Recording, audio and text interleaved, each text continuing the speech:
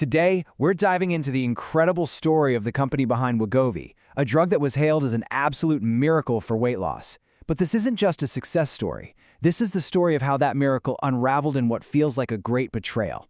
For a little while there, it really felt like the magic bullet for weight loss had finally arrived. You couldn't escape it. The celebrity buzz was just completely off the charts. It all seemed a little too good to be true.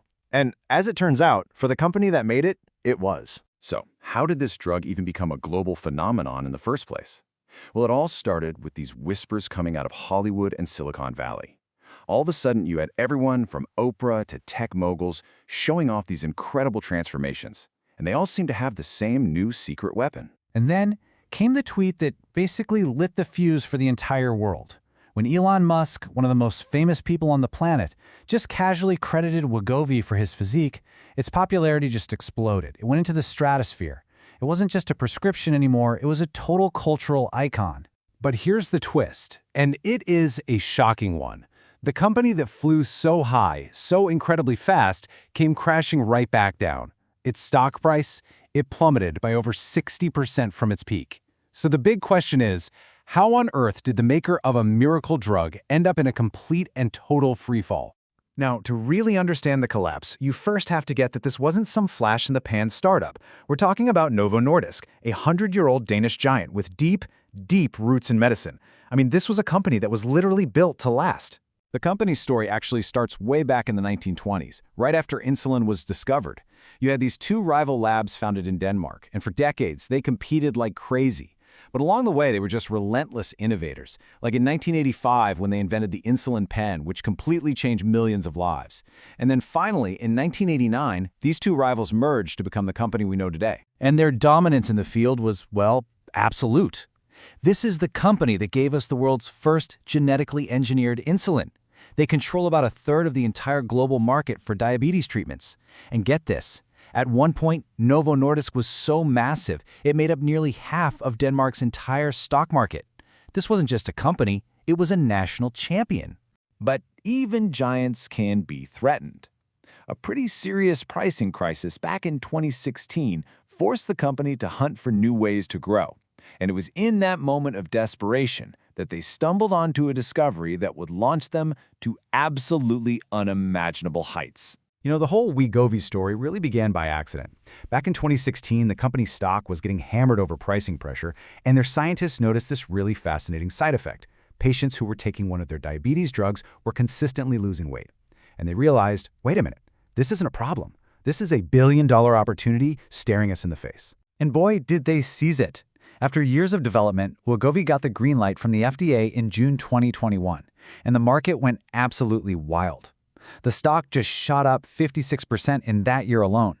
It was the beginning of what looked like a completely unstoppable rally. The scale of their success was just breathtaking. By August of 2023, the value of this one company, Novo Nordisk, officially surpassed the entire gross domestic product of its home country, Denmark. I mean, just think about that for a second. A single company worth more than a whole nation's economy. It's wild. And then came the crowning achievement. In September 2023, they did the unthinkable. They actually dethroned the luxury empire LVMH to become the single most valuable company in all of Europe. They were, quite literally, on top of the world. So we have to ask the question, how does a company at the absolute peak of its power, with a product that everybody in the world wants, suddenly just unravel? What on earth went wrong? Well, it really came down to a smarter, stronger rival. The American pharma giant Eli Lilly released their own drug, Zepbound. And here's the key difference. While Wegovy acts on one hormone receptor, Zepbound is a dual-action drug that targets two. The result?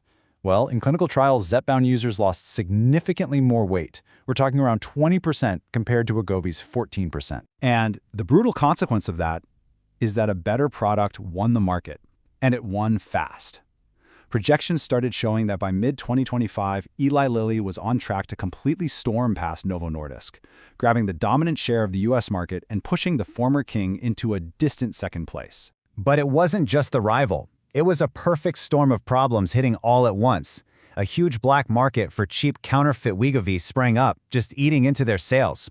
And then, to make matters so much worse, the clinical trial results for their own next-generation drug were just deeply disappointing. So while they were stumbling, their competitor was sprinting ahead. So where does all this leave the Danish giant? The collapse has been so sudden and so severe that people are starting to draw a really powerful and frankly pretty terrifying historical parallel. Okay, so Novo Nordisk is not going down without a fight. They are in full-blown crisis mode. They've already brought in a new CEO, they've completely restructured their R&D departments to move faster, and they're scrambling to release a higher-dose version of Wegovy. On top of all that, they're basically betting the farm on developing a pill form treatment, hoping to leapfrog the competition. But the shadow of history looms large here, specifically the story of Nokia. See, like Novo Nordisk, Nokia was a national champion that completely dominated its industry. It was the pride of Finland. But it failed to adapt to the smartphone revolution and just collapsed, sending the entire Finnish economy into a long recession. The parallels are pretty chilling. And this isn't just about one company's stock price. Novo Nordisk's success was so massive it single-handedly boosted Denmark's GDP by over 2%. 1 out of every 5 individual investors in the country owns this stock. Its fate is directly tied to the economic health of the entire nation.